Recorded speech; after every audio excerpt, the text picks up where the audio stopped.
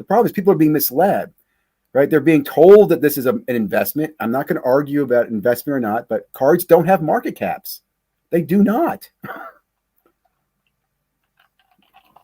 So but hold on. Are you saying that cards are not an investment team? I don't look at cards as investments. You can make money off of sports cards. Should you invest in them? I mean, dogs. Are dogs investments? They could be, right? I've got a German Shepherd. He's not neutered. Great dog, great breed. If you're breeding dogs and selling them, you could. Yeah, you could. They're an investment. But I could also breed them down the road and sell a couple off and be done with them. Just get another dog for myself. Does that mean I'm a dog investor? Do you see what I'm saying? In that scenario, you would choose how long you are investing. But at some point, you were an investor. Okay, so that's why I'm not going to argue the investment. You're investing time, energy, effort, opportunity cost, right? But to me, I'll put it this way. There's not a single human being that I would tell that came to me and said, hey, man, I got money, that I would say invested in sports cards. What I would say if someone told me they wanted to invest, there are 2 basketball players every 20 years. There's only 2. You go and invest in them.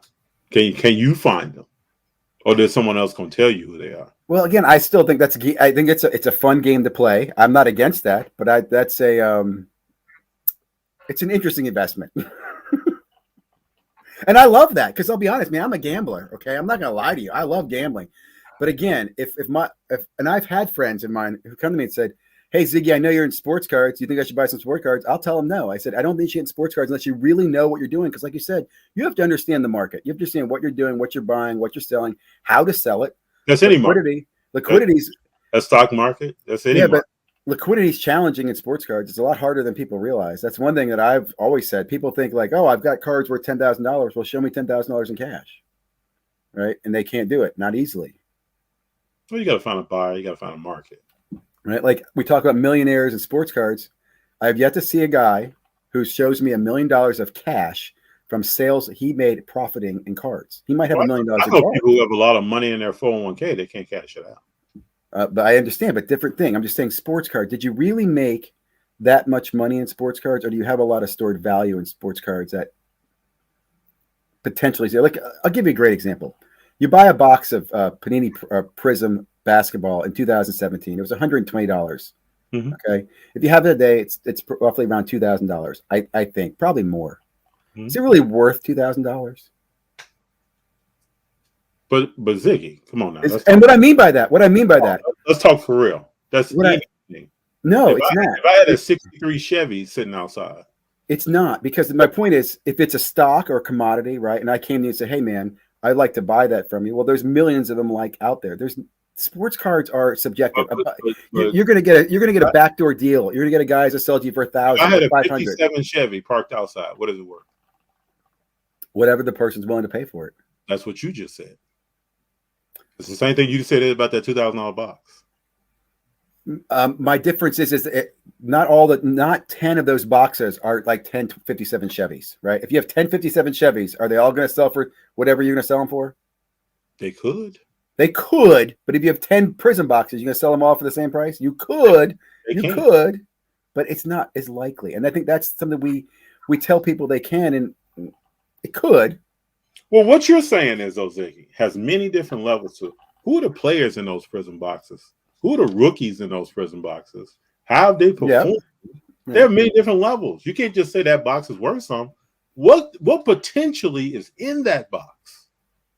It's going to drive the value of that box. There's some years. I sold Shaq rookie year Topps cards worth nothing. Yeah. That's what we're talking about, Chris Webber and Penny Hardaway. You're right. It's funny talking about that, because then the next question I say is, well, why don't we know more about what's in those boxes? Why don't we know more? And what I mean by that, for example, okay, the Chrome 2009 Stephen Curry rookie year, those boxes have a lot of value. Why? Because his rookie card's still out there. His 101 is still unknown, potentially in those boxes. If it wasn't in those boxes, it would almost have no value. Exactly. Now look at. So if I look at the 2013 Prism with Giannis's rookie cards, they have value, right? But not what they used to have, because his 101s are gone. A lot of the colors gone. Well, his Prism green was $45,000, and now it's barely $8,000. Yeah, but so those boxes are taking hit. Now again, we know that. You and I know that. We know what hits have been taken out of there, but an average person coming to the hobby has no idea. They don't know the difference between 2013 and 2009. Then I would ask the question. So then I would ask the question: if you don't know, why are you spending money? Because you're probably making an uninformed decision. Okay, you probably came in going, "Hey, I like." For example, if you're a Giannis fan and you came into the hobby thinking, "I love Giannis. I'm going to go out. There's 1-on-1 cards. Great. I'm going to go buy Giannis 2013 boxes." And you're buying them, and then someone finally tells you, that none of the 1-on-1s are available anymore. Oh, I didn't know that. So, do you have friends that invest in the stock market? Yes. Do they make uninformed decisions? All the time. I don't know people that do that. The people that I know that make uninformed decisions in the sense that they trust other people. They're looking at investment. They're looking at balance sheets. They're looking at how the company is performing. What new products are they producing? What new drugs are coming? They're looking at all that. I don't know anybody that's just like, yeah, give me FD stock and hang up the phone. I know a lot of people who go on recommendations from their brokers. I wish more people looked at the balance sheets. Oh, the people that I know. So let me just say about the people that I know. Okay. Maybe I must be the top of the echelon. No. Right? The people I know would never do that. I'll sadly say myself, I've invested in stocks, never looked at the thing. I looked at the trend, or a friend of mine gave me a tip. Not always the best decisions, but I've made money doing that. During the .coms, we did a lot of that speculating. It wasn't. Would you consider that investing? At the time, we thought it was investing. Would you consider that investing now? Yeah. You would? Because again, in 1990s, you were buying the futures of technology. So you can't tell me buying a stock, like a lot of those stocks, the companies went under, the stocks got acquired. So you still made something out of it, right? Excite.com got bought by Yahoo, got bought by somebody else, right? So you got something out of it. So I'm just going to go back though. I'm going to ask this question. Yeah.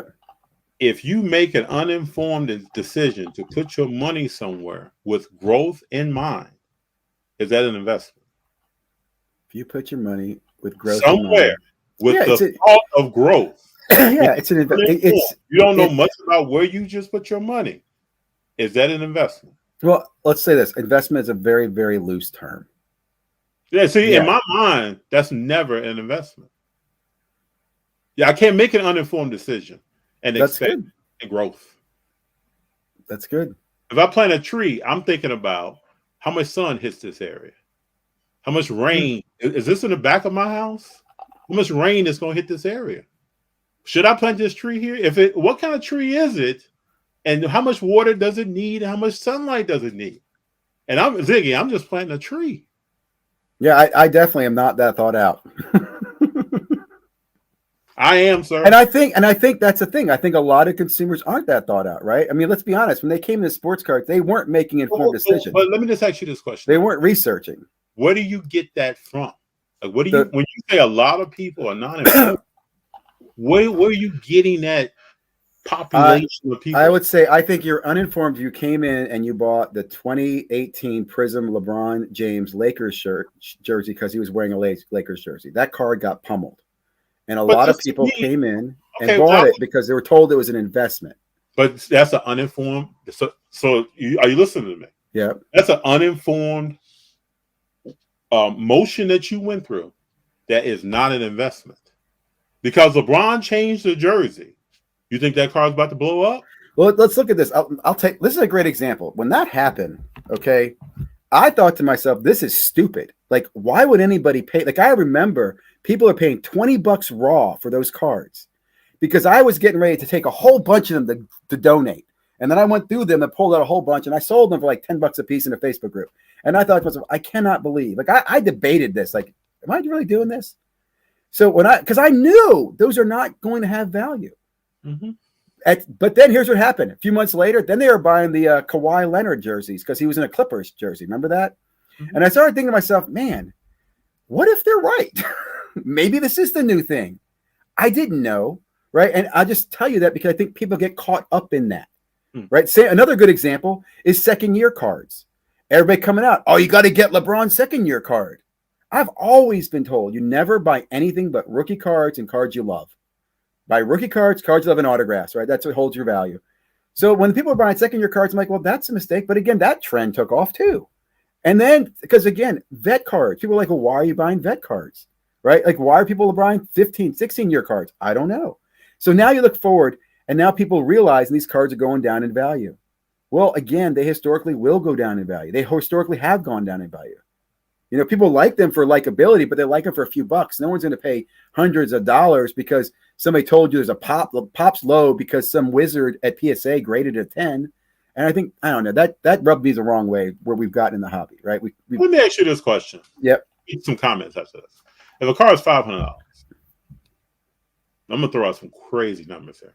If a car is $500, and then it's moved up from 500, from like 200 to 500 in the last 6 years, then it jumps to $12,000. Then that car settles down again to $700. So net, it went from 5 to 7. Is that bad? No. But the hobby would say it is. No. Well, it depends on where you are in the hobby. This is my point. Yeah. I mean, it depends. And I would even say I don't believe it should be at 7. That's to be debated. You know? Because I still believe if the car was at 5 and then it went up, right? I think the car was really on a trajectory going to 4, going to 3, going to 2, going to 1. Okay, there are very, very few cards, in my opinion, that have a positive trajectory to go up.